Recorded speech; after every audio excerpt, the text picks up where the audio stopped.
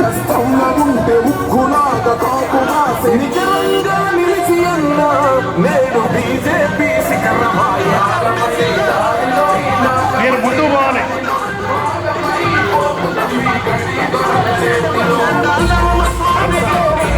హైదరాబాద్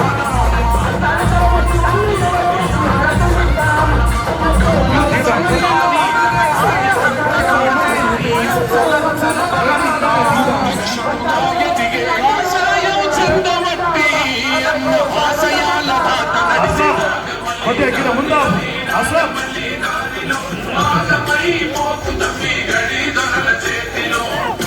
కొద్దిగా ముందుకు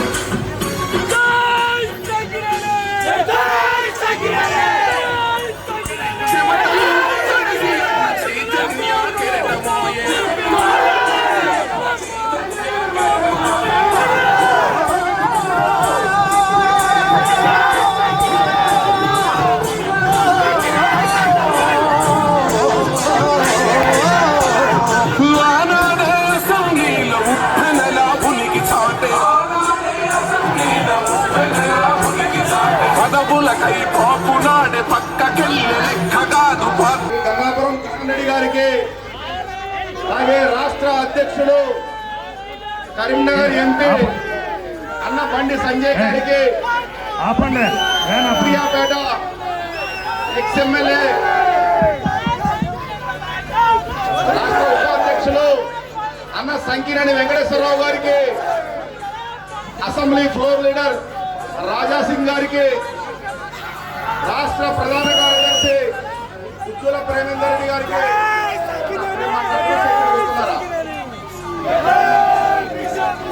స్టేజ్ మీద వస్తున్నారా?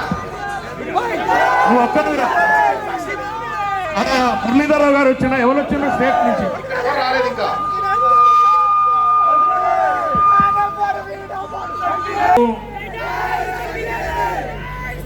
విచ్చేసిన కుటుంబ సభ్యులందరికీ ఈరోజు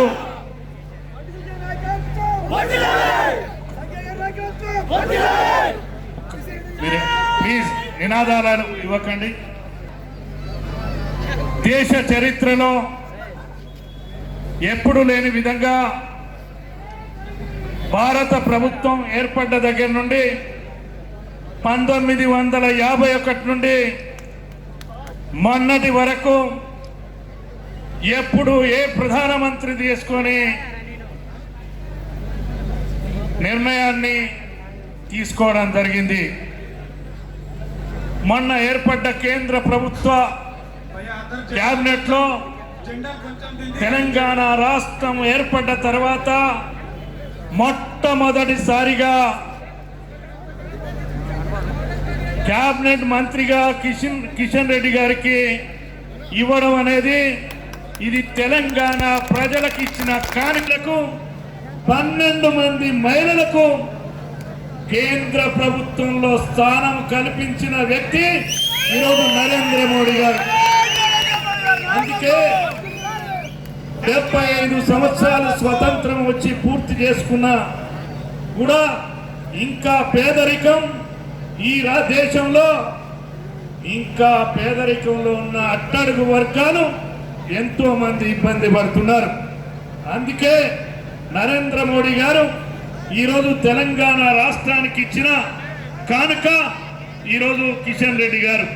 అందుకే ఈరోజు ప్రజా ఆశీర్వాద యాత్ర పేరు మీద మరి కిషన్ రెడ్డి గారు రాష్ట్ర అధ్యక్షులు, రాష్ట్ర రథసారథి సోదరుడు బండి సంజయ్ గారు ఈరోజు భారతీయ జనతా పార్టీ నాయకత్వంలో, కిషన్ రెడ్డి గారి నాయకత్వంలో సూర్యాపేట ప్రజలు ఆశీర్వాదం కోసం ఇక్కడికి రావడం జరిగింది.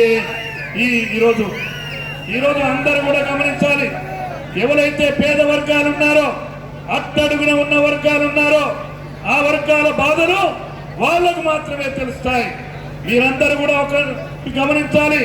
తెలంగాణ రాష్ట్ర ప్రభుత్వం మరి ఈరోజు కేసీఆర్ గారు దళితులకు ఇక్కడ ప్రాతినిధ్యం వహించే మంత్రి అంతకన్నా ముందు 2014 నుంచి 19-18 వరకు ఎస్సీ శాఖ మంత్రిగా కొనసాగినాడు. ఒక దళితుడు మంత్రిగా ఉంటే దళితుల సమస్య పరిష్కారం అవుతుందా, దళితుల సమస్య తెలుస్తుందా అనేది ఒకసారి అర్థం చేసుకోండి.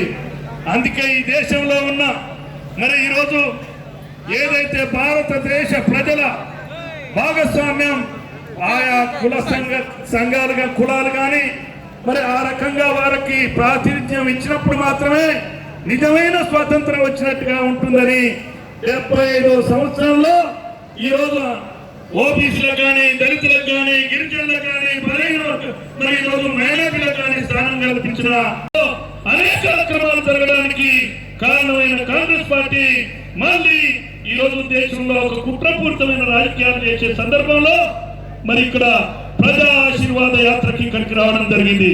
ఇక తెలంగాణ రాష్ట్రం విషయంలో మీ అందరికీ తెలుసు, కేసీఆర్ గారి కుటుంబం తప్ప కేసీఆర్ గారి బిడ్డ ఈ రోజు ఇక్కడ నిరుద్యోగులకు అవకాశం లేదు. ఇచ్చిన హామీలు 7 సంవత్సరాల్లో అమలు జరగలేదు. కానీ అతని తోడు అల్లుని కొడుకు రాజ్యసభ, అతని బిడ్డకు పార్లమెంట్ ఓడిపోతే ఎమ్మెల్సీ ఉద్యోగం, అతని అల్లుడికి మేనల్లుడికి మంత్రి పదవి, ఆయన కొడుకు మంత్రి పదవి. మరి ఈరోజు తెలంగాణ రాష్ట్రం సాధించుకున్న తెలంగాణలో ఏ రకంగా పరిపాలన కొనసాగుతుందో మీ అందరికీ తెలుసు. ఈరోజు జగదీశ్వర్ రెడ్డి గారు ఇక్కడ మంత్రిగా కొనసాగుతున్నారు. ఎన్ని అక్రమాలు జరుగుతున్నాయో మీ అందరికీ తెలుసు. కలెక్టరేట్ పేరు మీద ఈరోజు చెరువులను కూడా కైవాసం చేసుకుని రియల్ ఎస్టేట్ లో కలుపుకోవడం జరిగింది. ఈరోజు 460 ఎకరాలు ప్రభుత్వ భూమి ఉంటే నల్ల చెరువు దగ్గర కలెక్టర్ కార్యాలయం గతంలో ఉన్న సురేందర్ మోహన్ కలెక్టర్ గారు బోర్డు పాతి అక్కడ కాకుండా ప్రజల దృష్టి అంతా నల్ల చెరువు దగ్గర అని ఈరోజు ప్రైవేటు భూముల్లో కలెక్టర్ కార్యాలయం నిర్మాణం జరిగిన విషయం మీ అందరికీ తెలుసు. ఈరోజు అక్కడ 60 ఫీట్ల బాగుంటే అక్కడున్న 100 సంవత్సరాల నుంచి కొంతమంది భూములు మరి తాతాతల నుంచి వచ్చే భూములు 60 ఫీట్ల రోడ్డు వాళ్ళు ఇష్టానుసారంగా ఈరోజు 100 ఫీట్లు చేయడం అంటే ఈరోజు ప్రభుత్వం, పోలీసు, రెవెన్యూ అధికారులు ఈ ప్రభుత్వానికి తొత్తులుగా మారినారు.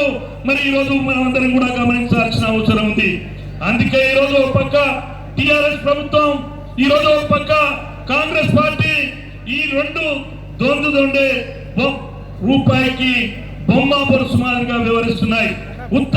ఈరోజు ఉత్తమ్ కుమార్ రెడ్డి గాని, ఈరోజు రేవంత్ రెడ్డి గాని, కేసీఆర్ గాని వేరు కాదు. మీ అందరూ కూడా గమనించాలి. ఈరోజు పిసిసి అధ్యక్షుడు కావడానికి కేసీఆర్ గారి కనుసండంలో సోనియా గాంధీ గారికి చెప్పి ఇక్కడ రేవంత్ రెడ్డి గారిని పిసిసి అధ్యక్షుడిగా చేయడం జరిగింది. ఈ రోజు అలాంటి వ్యక్తులు బీజేపీ, కాంగ్రెస్ ఒకటని మాట్లాడుతున్నారు. నీచమైన రాజకీయ సంస్కృతి కలిగిన ఈ రెండు పార్టీలను మరి ఈరోజు ఎండగట్టాల్సిన అవసరం ఉంది. మరి ఈరోజు కేంద్ర ప్రభుత్వం తీసుకున్న, నరేంద్ర మోడీ గారు తీసుకున్న మరి ఏదైతే ఈరోజు ఈ దేశంలో ఉన్న ప్రజల నిష్పత్తిని బట్టి కేంద్ర ప్రభుత్వంలో భాగస్వామ్యం కల్పించడం జరిగింది. అందులో భాగంగా కిషన్ రెడ్డి గారిని ఉన్న మంత్రిగా ఉన్న వారిని కేంద్ర మంత్రిగా మరి ఈరోజు వారిని చేయడం ఎంతో సంతోషకర విషయం. అందులో మొట్టమొదటిసారిగా సూర్యాపేట జిల్లాకు వచ్చినందుకు జిల్లా ప్రజల పక్షాన వారికి హృదయపూర్వక అభినందనలు, నమస్కారాలు తెలియజేస్తున్నాను. ఈరోజు సూర్యాపేట జిల్లా ఒక ఉర్లుగొండ అనే పళ్ళు కొరకాలి, కొట్టారు కదా. మీ శబ్దం తాకిడికి తట్టుకోలేక టీఆర్ఎస్ లో చెవులకలు రక్తం కారాలి, గట్ల కొట్టాలి, కొరకలు గట్టిగా పొట్ట. సూర్యాపేట తమ్ముళ్ళంటే టీఆర్ఎస్ లకు భయం. సూర్యులు పగపగ మండుతారు. మీరు అవునా?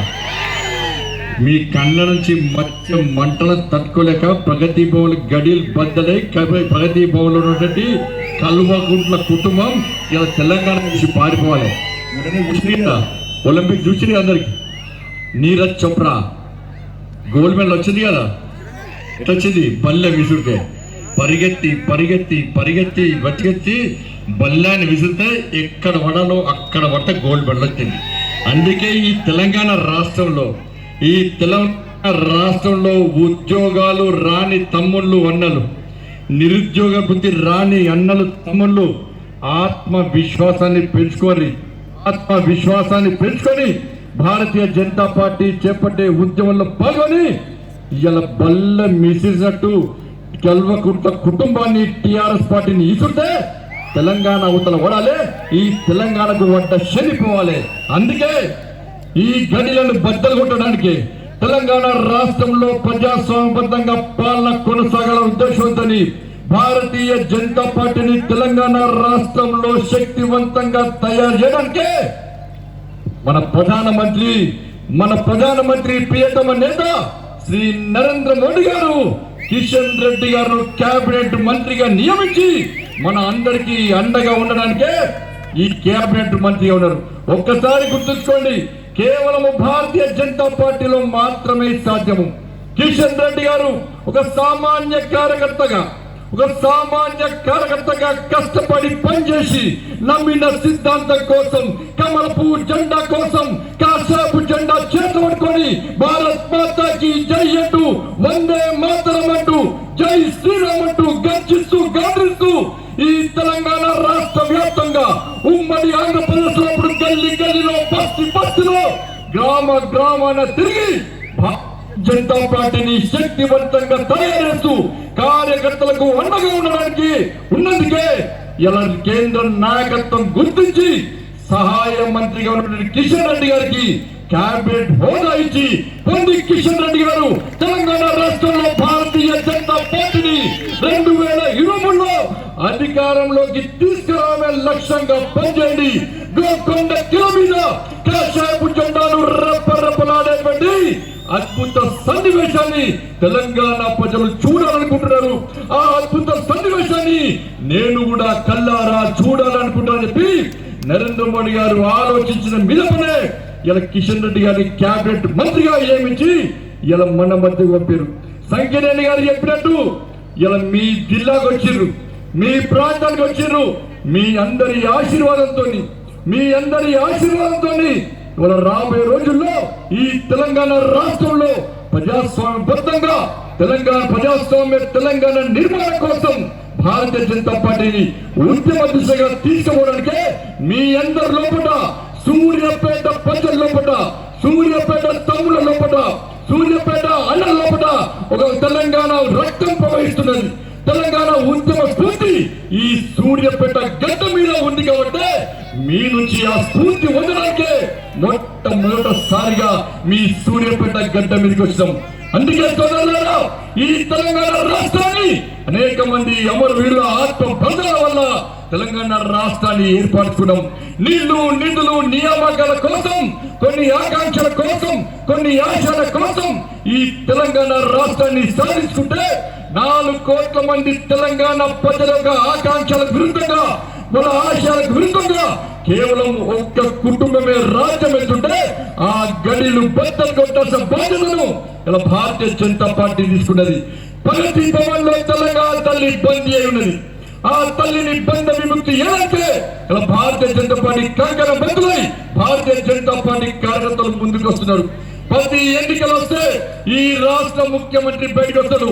ఇన్ని రోజులు 7 సంవత్సరాలుగా రాష్ట్ర ముఖ్యమంత్రి గడిలు దాటి బయటకు కేవలం భారతీయ జనతా పార్టీ చేపట్టిన ఉద్యమం, భారతీయ జనతా పార్టీ పెట్టిన పొగకు ఇలా రాష్ట్ర ముఖ్యమంత్రి బయటకొచ్చి ఈ రోజు ప్రజల మధ్యలోకి వస్తుందంటే అది కేవలం భారతీయ జనతా పార్టీ కార్యకర్తలకు భయపడి మాత్రమే రాష్ట్ర ముఖ్యమంత్రి బయటకు వస్తున్నాడు. హుజూరాబాద్ ఎన్నికలు వస్తున్నాయి.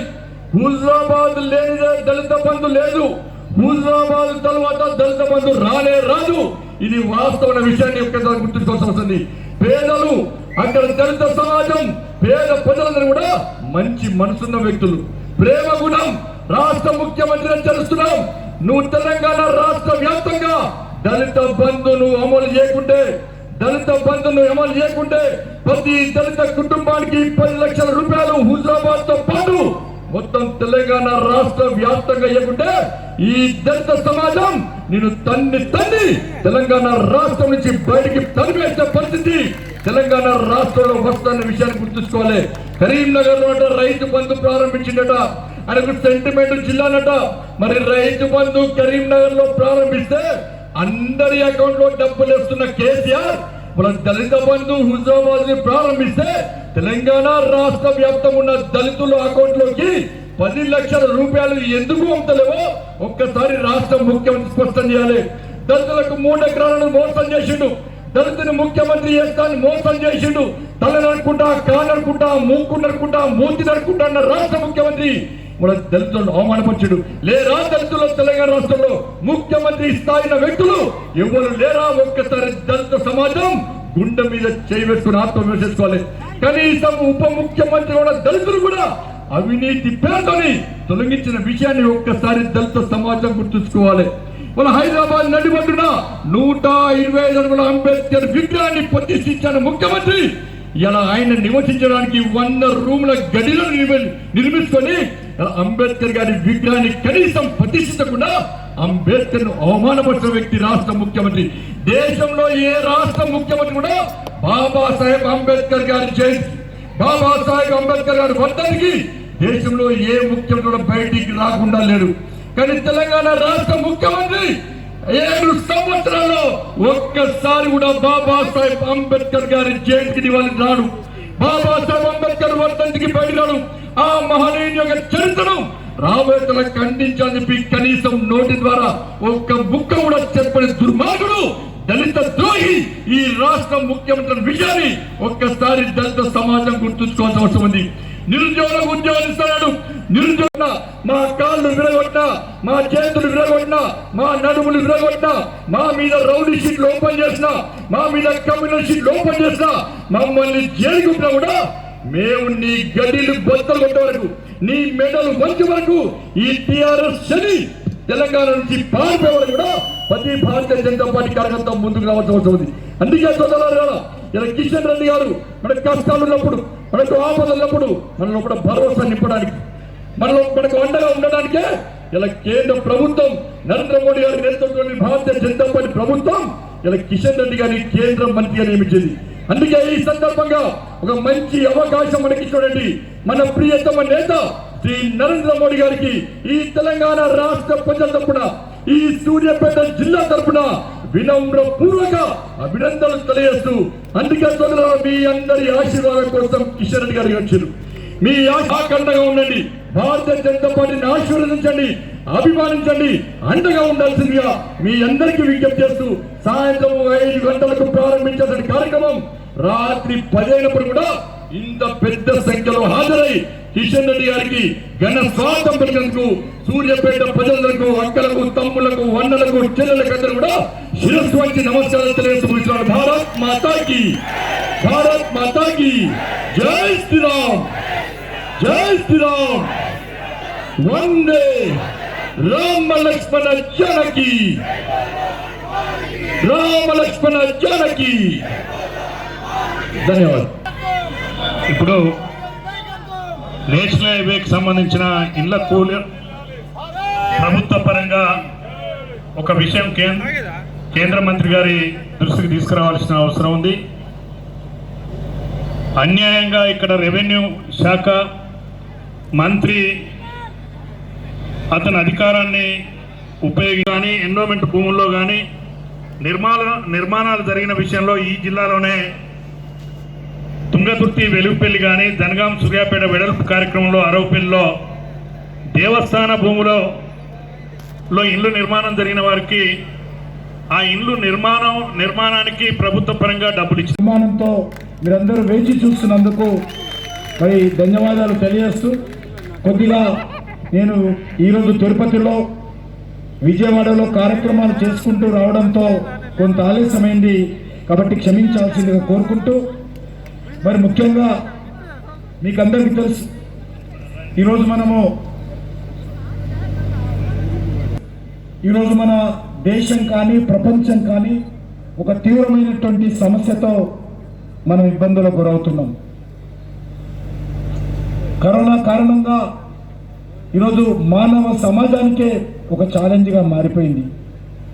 కాబట్టి నరేంద్ర మోడీ గారు నాకు చెప్పారు, మీరు ఎక్కడికి వెళ్ళినా, ఏ యాత్ర దగ్గరికి వెళ్ళినా, ఏ మీటింగ్ వెళ్ళినా, ఎవరిని కలిసినా, ఎవరింటికి వెళ్ళినా కరోనా ప్రోటోకాల్ అందరూ పాటించాల్సిందిగా అందరికీ జ్ఞాపకం చేయాలని చెప్పారు.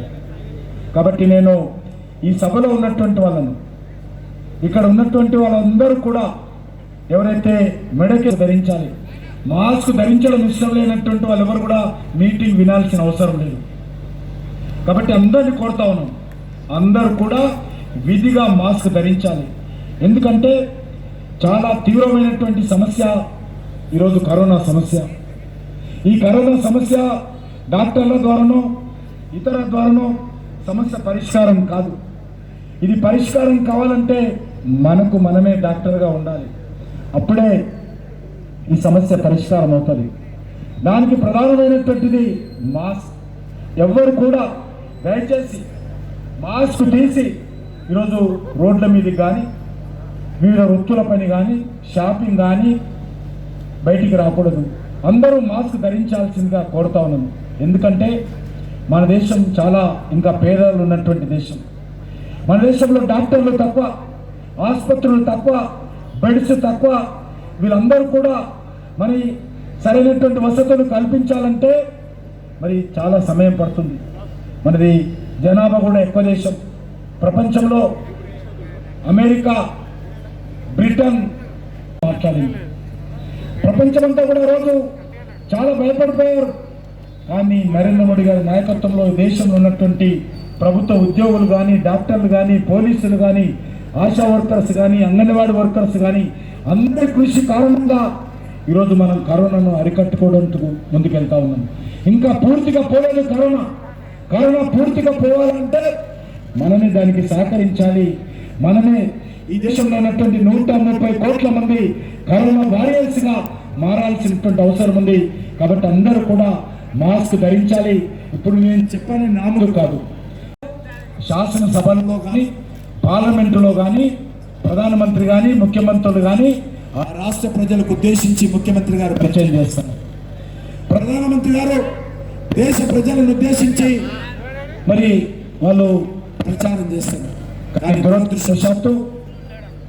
దురదృష్టవశాత్తు మరి ప్రధానమంత్రి గారు పార్లమెంటులో కొత్త బాధ్యతలు చేపట్టినటువంటి మా కేంద్ర మంత్రులను పరిచయం చేయడానికి పార్లమెంటులో ప్రయత్నం చేస్తే కొన్ని కాంగ్రెస్ పార్టీ, కొన్ని ప్రతిపక్ష పార్టీలు పార్లమెంటులో మమ్మల్ని పరిచయం చేయకుండా ప్రధానమంత్రి గారిని అడ్డుకోవడం జరిగింది.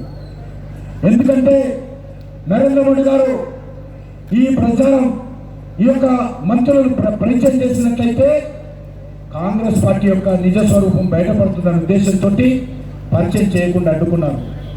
నరేంద్ర మోడీ గారు చెప్పారు, మీరు పార్లమెంటులో పరిచయం చేయకపోతే మా మంత్రులు ప్రజల దగ్గరికి వెళ్ళి ప్రజల యొక్క ఆశీస్సులు పొందుతారు, జనాశీర్వాద యాత్ర పేరుతో దేశం అంతా తిరుగుతారని చెప్పి కరోనా తగ్గేంత వరకు కూడా ఇన్ని రోజులు లాగాము.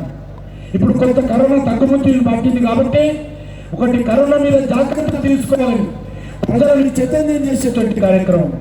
ఒకటి కొత్త మంత్రులుగా నరేంద్ర మోడీ గారి నాయకత్వంలో దేశ సేవ చేయడానికి ముందుకొచ్చినటువంటి కొత్త మంత్రులందరూ కూడా జనాశీర్వాద యాత్ర చేపట్టి ప్రజల యొక్క ఆశీస్సులు పొందాలని ఈరోజు ఈ కార్యక్రమాన్ని చేపట్టడం జరిగింది. ఎందుకంటే ఈ యొక్క ఇంత ప్రాధాన్యత ఉన్నదో మీరు అందరూ అర్థం చేసుకోవాల్సినటువంటి అవసరం ఉంది. స్వాతంత్రం వచ్చిన తర్వాత మొదటిసారి ఈరోజు నరేంద్ర మోడీ గారి నాయకత్వంలో మరి 72 మంత్రులుంటే ఆ 74 మంత్రులుంటే ఆ 74 మంత్రులలో 52 మంది బడుగు బలైన వర్గాలకు చెందినటువంటి వాళ్ళను కేంద్ర మంత్రులుగా నియమించారు. ఎక్కడ కూడా లేదు. స్వాతంత్రం వచ్చిన ఇప్పటి వరకు చూసినట్లయితే ఇంతమంది బడుగు బలైన వర్గాలకు చెందినటువంటి మంత్రులు, సాధారణ నాలాంటి కుటుంబాల నుంచి వచ్చినటువంటి వ్యక్తులు, పార్టీ కోసం కష్టపడేటువంటి వ్యక్తులు, పేద వాళ్ళను, రైతు కుటుంబాల నుంచి వచ్చినటువంటి వాళ్ళను ఈరోజు మంత్రులుగా చేయడం జరిగింది. ఈరోజు 74 మంత్రులలో సుమారు 60 మంది రైతు కుటుంబాల నుంచి వచ్చినటువంటి వాళ్ళు ఈరోజు రైతులు కేంద్ర మంత్రులుగా బాధ్యతలు చేపట్టారని మనం చేస్తా ఉన్నాను. 27 మంది బీసీ మంత్రులు ఈరోజు కేంద్రంలో బాధ్యతలు చేపట్టారు. అదేవిధంగా 12 మంది షెడ్యూల్ కాస్ట్ వర్గానికి చెందినటువంటి మంత్రులుగా బాధ్యతలు చేపట్టారు. అదేవిధంగా 8 మంది షెడ్యూల్ ట్రైబ్ చేరి కేంద్ర ప్రభుత్వం నరేంద్ర మోడీ గారు తప్ప ఒక్క రూపాయి కూడా గ్రామ పంచాయతీల్లో ఇంటర్నల్ రోడ్స్ కానీ, గ్రామ పంచాయతీలో వీధి లైట్లు కానీ, గ్రామ పంచాయతీ కార్యాలయంలో కరెంటు బిల్లు కానీ ఏది కూడా ఇది జరుగుతుందంటే నరేంద్ర మోడీ గారు ఇచ్చినటువంటి డబ్బే తప్ప కేసీఆర్ గారు ఒక్క రూపాయి ఇవ్వలేదు. అంతేకాదు మున్సిపాలిటీలకు, సూర్యాపేట మున్సిపాలిటీతో సహా అనేక మున్సిపాలిటీలకు క్రమం తప్పకుండా ప్రతి సంవత్సరము డబ్బులు పంపిస్తున్నది నరేంద్ర మోడీ గారి ప్రభుత్వము. ఈ సందర్భంగా మనం చేస్తా ఉన్నాము. కేసీఆర్ ఎన్నికలు జరిగినప్పుడు ఎక్కడ ఎన్నికలు జరుగుతాయో అక్కడ వెళ్ళి హామీలు ఇస్తారు. ఎన్నికలు అయిపోయిన తర్వాత హామీలను పట్టించుకోరు. కానీ ఈరోజు నరేంద్ర మోడీ గారి నాయకత్వంలో పక్కన గ్రామీణ ప్రాంతాల్లో ఉన్నటువంటి పేద ప్రజలకు ఉపాధి కల్పించడం కోసం మనరేగా ద్వారా లక్షల కోట్ల రూపాయలు పేద ప్రజలకు ఉపాధి కల్పించేటువంటి మహాత్మా గాంధీ గ్రామీణ ఉపాధి హామీ పథకం మనరేగా ద్వారా గ్రామాలకు నిధులిస్తున్నటువంటి విషయాన్ని కూడా ఈ సందర్భంగా మనం చేస్తా ఉన్నాను. అదేవిధంగా ఈరోజు హాస్పిటల్ అభివృద్ధి కోసం కావచ్చు, లేక పాఠశాలల అభివృద్ధి కోసం కావచ్చు, పాఠశాలలో మధ్యాహ్న భోజన పథకం కావచ్చు, పాఠశాలలో విద్యార్థులకు ఇచ్చేటువంటి ఈరోజు యూనిఫామ్ కూడా నరేంద్ర మోడీ గారి ప్రభుత్వం పంపించేటువంటి నిధులతోటే ఈరోజు దేశవ్యాప్తంగా ఉన్నటువంటి అందరి పేద విద్యార్థులకు, ప్రభుత్వ పాఠశాలలో చదివేటువంటి విద్యార్థులకు మధ్యాహ్న భోజనం కానీ లేక యూనిఫామ్ కానీ ఇస్తా ఉన్నారు. అంతేకాకుండా ఈరోజు మరి మనకందరికీ తెలుసు, ఆశా వర్కర్స్ కావచ్చు, లేక హాస్పిటల్ నిర్వహణ కావచ్చు, లేక ఈరోజు వెల్నెస్ సెంటర్స్, బస్తీ దవాఖానాల పేరు మీద ఈరోజు అయితే రాష్ట్ర ప్రభుత్వం పెడుతుందో అవన్నీ కూడా వెల్నెస్ సెంటర్స్ ద్వారా ఇస్తున్నటువంటి కార్యక్రమం. ఆయుష్మాన్ భారత్ పేరు మీద ప్రతి కుటుంబానికి సంవత్సరానికి 5 లక్షల రూపాయల విలువైనటువంటి మరి కార్పొరేట్ హాస్పిటల్లో వైద్యం అందించేటువంటి కార్యక్రమం కూడా నరేంద్ర మోడీ గారి ప్రభుత్వం చేస్తా ఉంది. ఆయుష్మాన్ భారత్ పేరు మీద దేశమంతా జరుగుతూ ఉంటే మన దేశంలో మొన్న మున్సిపల్ ఎన్నికల తర్వాత భయపడిపోయి కేసీఆర్ గారు ఈ రాష్ట్రంలో కూడా అమలు చేస్తారని చెప్పాడు. కానీ ఇంతవరకు ఆయుష్మాన్ భారత్ తెలంగాణలో పూర్తి స్థాయిలో అమలు జరగకుండా పేద ప్రజలకు అన్యాయం చేస్తున్నటువంటి ప్రభుత్వము టిఆర్ఎస్ ప్రభుత్వము, ముఖ్యమంత్రి కేసీఆర్ గారు.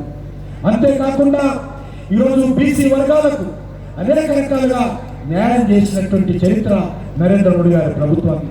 గతంలో వివిధ రాష్ట్రాలలో ఎవరు బీసీలుగా ఉండాలి, బీసీలు ఏ కేటగిరీలో ఉండాలి పార్లమెంటు నిర్ణయించేది. ఆ రకంగా సూర్యాపేట జిల్లాలో ఎవరు బీసీలుగా ఉండాలనేటువంటిది పార్లమెంట్ కాదు, అసెంబ్లీలకు అధికారం ఇవ్వాలని అనేక రోజుల నుంచి బీసీ సంఘాలు ఉద్యమాలు చేస్తా ఉన్నాయి, పోరాటాలు చేస్తా ఉన్నాయి.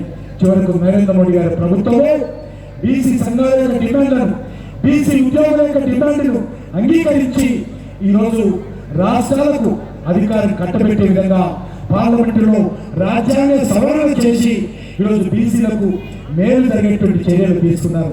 అంతేకాకుండా బీసీ కమిషన్కు చట్టబద్ధత లేకుంటే, రాజ్యాంగమైనటువంటి హక్కులు లేకుంటే ఈరోజు బీసీ కమిషన్ కూడా నేషనల్ బీసీ కమిషన్ కు రాజ్యాంగబద్ధమైనటువంటి చట్టబద్ధత కల్పించేటువంటి చర్యలు కూడా నరేంద్ర మోడీ గారి ప్రభుత్వం చేపట్టింది. అంతేకాకుండా కేంద్ర ప్రభుత్వ ఆధ్వర్యంలోని విద్యా సంస్థల్లో బీసీ రిజర్వేషన్స్ గతంలో ఉండేవి కాదు. కానీ నరేంద్ర మోడీ గారు ప్రధానమంత్రి అయిన తర్వాత కేంద్రీయ విద్యాలయాల్లో కానీ, నవోదయ విద్యా సంస్థల్లో కానీ, మిలిటరీ సైనిక్ స్కూల్లో కానీ ఈరోజు బీసీ రిజర్వేషన్స్ అమలు చేసి బీసీలకు న్యాయం చేసేటువంటి చర్యలు కేంద్ర ప్రభుత్వం తీసుకున్నదని ఈ సందర్భంగా తెలియజేస్తున్నాను. ఈ రకంగా చెప్పుకుంటూ పోతే అనేక సంక్షేమ కార్యక్రమాలు ఈరోజు నరేంద్ర మోడీ గారి నేతృత్వంలో భారతీయ జనతా పార్టీ ప్రభుత్వం చేపట్టిందని ఈ సందర్భంగా తెలియజేస్తున్నాను.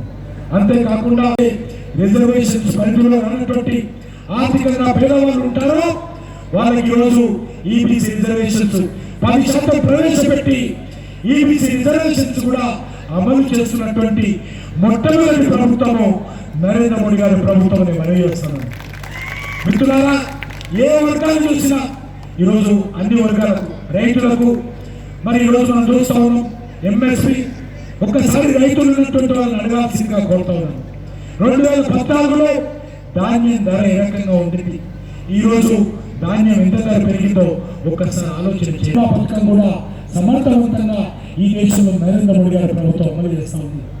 రైతులకు సంబంధించి అప్పుడు క్రాప్ లోన్ ఇచ్చేటువంటి కార్యక్రమం కూడా విస్తృతంగా అందరికీ క్రాప్ లోన్ ఇచ్చేటువంటి కార్యక్రమం కూడా చేపట్టింది.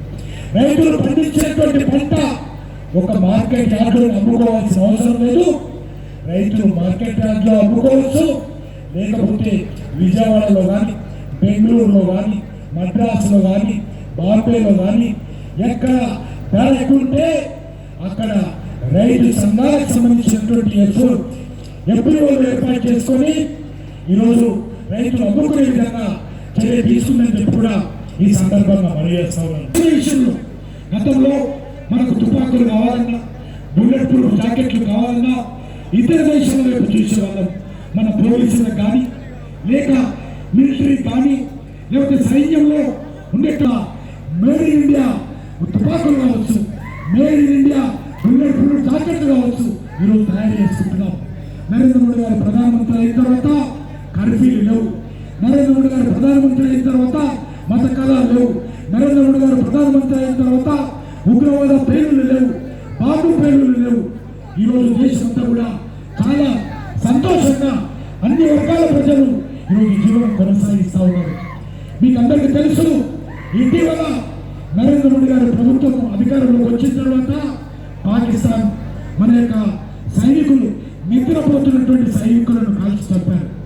అదేవిధంగా వాహనంలో పోతున్నటువంటి సైనికులను పేల్చి 40 మందిని పుల్వామాలో చంపేస్తే నరేంద్ర మోడీ గారి ప్రభుత్వం సర్జికల్ స్ట్రైక్ ద్వారా, ఎయిర్ స్ట్రైక్ ద్వారా ఏ రకంగా పాకిస్తాన్ బుద్ధి చెప్పిందో, ఈ ఇంటిగా జవాబు ఏ రకంగా జవాబిచ్చిందో మనకందరికీ తెలుసు. కాబట్టి ఐఎస్ఐ ఉగ్రవాదాన్ని అరికట్టడం, పాకిస్తాన్ సంబంధించినటువంటి మరి క్రాస్ బార్డర్ టెర్రరిజాన్ని అరికట్టేటువంటి చర్యలు కూడా నరేంద్ర మోడీ గారి ప్రభుత్వం అనే రకంగా తీసుకుంది. అదేవిధంగా ఈరోజు తెలంగాణ రాష్ట్రంలో కూడా 7 సంవత్సరాలుగా మరి కేసీఆర్ ప్రభుత్వం ఉంది. మనమందరం ఏ రకంగా పోరాటాలు చేసి తెలంగాణ తెచ్చుకున్నామో మనకు తెలుసు. తెచ్చుకున్నటువంటి తెలంగాణ ఈరోజు బండి సంజయ్ గారు చెప్పినట్టు ఒక కుటుంబం చేతిలో బందీ అయిపోయింది, ఒక కల్వకుంట కుటుంబం చేతిలో బందీ అయింది. ఆ రోజు ఏమన్నాం, నిధులు మరి నీళ్లు నియామకాలని చెప్పి ఆ రోజు పోరాటం చేశాం. సుమారు 1200 మంది పైగా ఆ రోజు బలిదానం చేసుకొని తెలంగాణ తెచ్చుకున్నాం. తెచ్చుకున్నటువంటి తెలంగాణ ఈరోజు ఏ రకమైనటువంటి పరిస్థితుల్లో ఉందో మనం అర్థం చేసుకోవాలి. ఈరోజు టీఆర్ఎస్ పార్టీని అర్థం చేసుకోవాలి, కేసీఆర్ అర్థం చేసుకోవాలి. 7 సంవత్సరాలైన ముఖ్యమంత్రి కేసీఆర్ గారు తన కుటుంబం కోసం దేనికైనా దిగజారుతారు, ఏదైనా చేస్తారు. తన ముఖ్యమంత్రి గురించి రక్షించుకోవడం కోసం, తన కుటుంబానికి అధికారాన్ని కట్టబెట్టడం కోసం దేనికైనా దిగజారే వ్యక్తి, తెలంగాణ అవసరమైతే తాకట్టు పెట్టే వ్యక్తి మన కేసీఆర్ గారు. కాబట్టి మీ అందరూ కోరుతా ఉన్నాను, పోరాటం చేసి, త్యాగాలు చేసి, బలిదానాలు చేసి, ఉద్యమాలు చేసి అనేక తరాలుగా ఈరోజు తెచ్చుకున్నటువంటి తెలంగాణ కేసీఆర్ కుటుంబం చేతిలో ఈరోజు అనేక రకాల ఇబ్బందులు గురయ్యేటువంటి పరిస్థితి. భవిష్యత్తు ఇదే విధంగా ఉంది. భవిష్యత్తులో కేసీఆర్ గారు ముఖ్యమంత్రిగా కొనసాగినట్లయితే మరి తెలంగాణ రాష్ట్రము అనేక రకాల ఇబ్బందులు గురవుతుంది. నేను మీ అందరికీ మనవి చేస్తున్నాను. నరేంద్ర మోడీ గారి అధికారంలోకి వచ్చి 7 సంవత్సరాలు అయింది. ఒక్క రూపాయి అవినీతి లేకుండా పరిపాలన చేసినటువంటి ఘనత నరేంద్ర మోడీ గారి ప్రభుత్వం.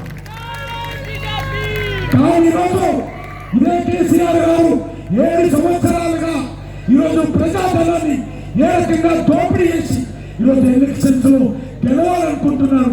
చూడాల్సిందిగా కోరుతున్నాను. అవినీతి లేనటువంటి ప్రభుత్వము బీజేపీ ప్రభుత్వము, నరేంద్ర మోడీ గారి ప్రభుత్వం. అవినీతి మయమైనటువంటి ప్రభుత్వము ఈరోజు కేసీఆర్ ప్రభుత్వము, టీఆర్ఎస్ ప్రభుత్వం. కాబట్టి మీ అందరినీ కోరుతా ఉన్నాను, మన తెలంగాణను మనం రక్షించుకోవాలి. తెలంగాణ అభివృద్ధి దిశలో తీసుకెళ్ళాలి. తెలంగాణలో వృధా ఖర్చు ఏదైతే కేసీఆర్ చేస్తున్నాడో దాని నుంచి మన తెలంగాణను రక్షించుకొని తెలంగాణను మరింతగా అభివృద్ధి చేసుకోవాలి. మనది ధనిక రాష్ట్రం అని చెప్పాడు. కానీ ఈరోజు ఉద్యోగస్తులకు జీతాలు ఇవ్వలేనటువంటి పరిస్థితి ఏర్పడింది. ఉద్యోగస్తులకు 31వ తేదీ జీతాలు వచ్చేటువంటి పరిస్థితి లేదు. కాబట్టి ఉద్యోగస్తులను కూడా కోరుతా ఉన్నాను, రానున్న రోజుల్లో మీకు ఉద్యోగాలు కాదు, మరో పిఆర్సీ కూడా ఉండదు. పిఆర్సీ కూడా ఉండదు. ఆయన ఈరోజు పూర్తిగా ఓట్ల కోసం, ఆయన ఈరోజు పూర్తిగా కుటుంబం కోసం, ఆయన ఈరోజు పూర్తిగా ముఖ్యమంత్రి కుర్చీ కోసం దేనికైనా దిగజారే వ్యక్తి మన కేసీఆర్. కాబట్టి అలాంటి వ్యక్తి చేతిలో మనము మరొకసారి అధికారాన్ని ఇవ్వకుండా నరేంద్ర మోడీ గారి నాయకత్వంలో దేశం కోసం పనిచేస్తారు. నరేంద్ర మోడీ గారు దేశం కోసం పనిచేస్తారు, కేసీఆర్ గారు కుటుంబం కోసం పనిచేస్తారు.